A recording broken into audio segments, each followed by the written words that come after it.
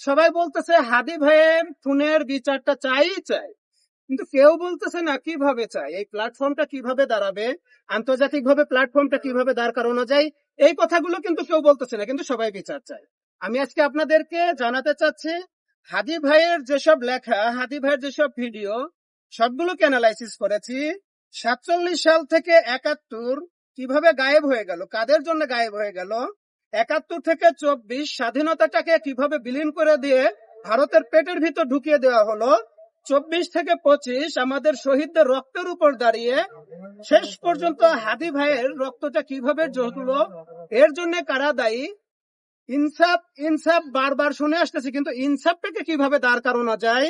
হাদি ভাইয়ের ভিডিওগুলোর ভিতর শুধু ইনসাফ গুলো শুনেছি। দেখেন, হাদি ভাই হয়তো ইনসাফ কিভাবে প্রতিষ্ঠা করতে হবে, হাদি ভাই বেঁচে থাকলে, হাদি ভাই যদি সংসদ সদস্য হতো, এটা মনে হয় আমাদেরকে একদম পরিষ্কার করে দিতে পারতেন অল্প সময়ের ভিতরে।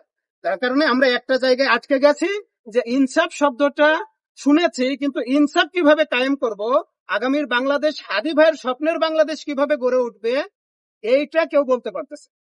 আমি ইনসাফের আন্দোলন বাংলাদেশের মাধ্যমে আপনাদেরকে জানিয়ে দিতে চাই, হাদি ভাইয়ের যে স্বপ্নটা ছিল, আজকে এখানে এসে বসেছি অনেক হুমকি ধামকির পরে।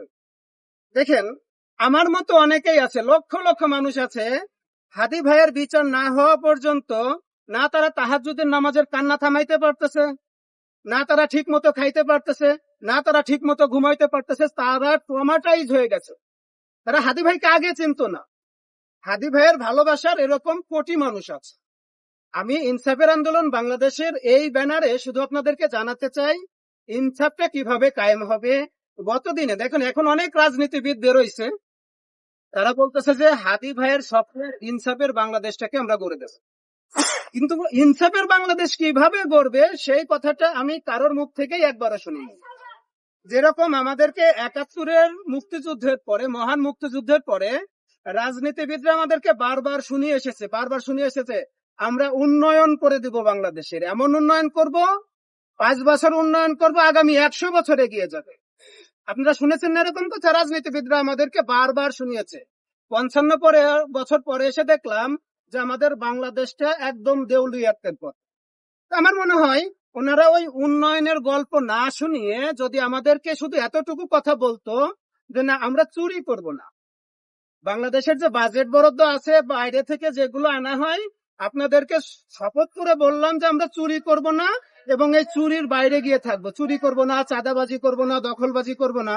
আমার মনে হয় যে ওনাদের এই উন্নয়নের গল্প শোনানোর থেকে এই যদি ওনারা চুরি বাদ দিত, আমাদের বাংলাদেশটা এখন পরিবর্তন হয়ে যেত। এখন ইনসাফের যে গল্পগুলো সবাই শোনাতে চাচ্ছেন, আমি তাদের উদ্দেশ্যে বলি, 24-এর যে আন্দোলনটা হয়ে গেছিল, হাজারো রক্তের বিনিময়ে যে আন্দোলনটা আমরা দেখলাম, সফল হতে দেখলাম, ফ্যাসিস্টকে তাড়াতে দেখলাম, মাত্র 2 মাসের মাথায় আপনারা দেখেছেন যে মাত্র 2 মাসের মাথায় ওই আন্দোলনে নেতৃত্ব দেওয়া কিছু কিছু মানুষের ব্যক্তিগত কারণে হোক, কিংবা তার দেশের স্বার্থের বাহিরে গিয়ে হোক, রয়ের সাথে কোনো না কোনো ভাবে কানেক্টিভিটি করে হোক, আমরা অনেক রকম অভিযোগ দিতে পারবো। এখানে আমরা অভিযোগ দিতে চাচ্ছি না,